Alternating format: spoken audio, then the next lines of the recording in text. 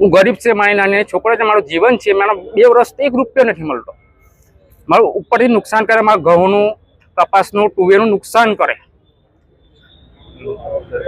એનો જવાબદાર કોણ? ભરૂચ જિલ્લામાં ટ્રાન્સમિશન ટાવર લાઇનના બાંધકામ સામે ખેડૂતોનો રોષ હવે ખુલ્લેઆમ રસ્તા પર ઉતર્યો છે. કચ્છના ખાવરા અને આસપાસના વિસ્તારોમાં સૂચિત 800 કેવી, 765 કેવી, 400 કેવી અને 220 કેવી ટ્રાન્સમિશન ટાવર લાઇનના બાંધકામના વિરોધમાં આજે ભરૂચ જિલ્લાના ખેડૂતોએ જિલ્લા કલેક્ટરને આવેદનપત્ર પાઠવી ઉગ્ર વિરોધ નોંધાવ્યો. ખેડૂતોએ આક્ષેપ કર્યો છે કે ગુજરાતના લગભગ 20 જિલ્લાઓમાં ચાલી રહેલા ટાવર બાંધકામમાં હાલના કાયદા અને નિયમોનું ખુલ્લેઆમ અવગણના કરવામાં આવી રહી છે. ટાવર બાંધકામ માટે પ્રશાસન અને પોલીસ તંત્ર દ્વારા ખેડૂતો પર દબાણ, ધાકધમકી અને અત્યાચાર કરવામાં આવી રહ્યા હોવાના ગંભીર આક્ષેપો પણ કરવામાં આવ્યા છે.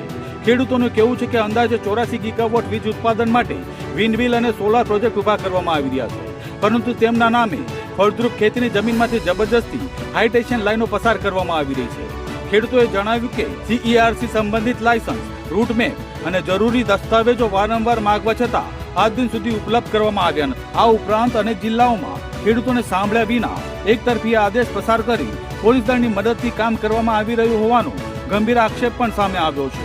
ખેડૂતોએ માંગ કરી છે કે આ તમામ કાર્યવાહી તાત્કાલિક બંધ કરવામાં આવે, પોલીસ સુરક્ષા દૂર કરવામાં આવે અને જમીન સંપાદન અધિનિયમ 2013 મુજબ ટાવર દીઠ 4 ગણું વળતર અથવા સમાન વળતર ચૂકવવામાં આવે.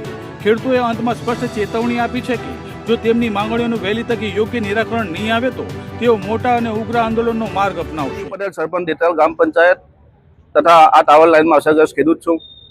આજે અમે ગુજરાત કિસાન સંઘર્ષ સમિતિના નેજા હેઠળ જે આ કલેક્ટરશ્રીને આવેદનપત્ર આપવા માટે આવેલા છે. અમારી મુખ્ય માંગો એ છે કે જે નહીં જીવો વળતર આપીને પાણીના ભાવે અમારી જમીનો પડાવી લેવા માટે આ સરકાર અને કંપની જે કાવતરું રચેલી છે એનો અમે સખ્ત વિરોધ કરીએ છીએ.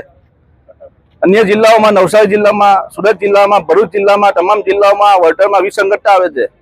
નવસારી જિલ્લામાં વાણિજ્યનું વળતર આપે છે, સુરત જિલ્લામાં અલગ પોલિસી પ્રમાણે વળતર આપે છે અને ભરૂચ જિલ્લામાં અલગ પોલિસી પ્રમાણે વળતર આપે છે. ભરૂચ જિલ્લાના ખેડૂતોએ કોઈ ગુનો કરેલો છે એવો? જેથી અમે આ આવેદનપત્રના માધ્યમથી એવી માંગ કરીએ છીએ કે કોઈ વ્યાજબી પોલિસી બનાવી અને ખેડૂતોને ભવિષ્ય ધ્યાનમાં રાખીને આ વળતર નક્કી કરવામાં આવે અથવા રાજસ્થાન સરકાર પ્રમાણે વાણિજ્યને 4 ગણા આપવામાં આવે, જેથી દરેક ખેડૂતને સમાન વળતર મળી આવે, સમાન બંધારણીય હક હચવાય દરેક ખેડૂતના.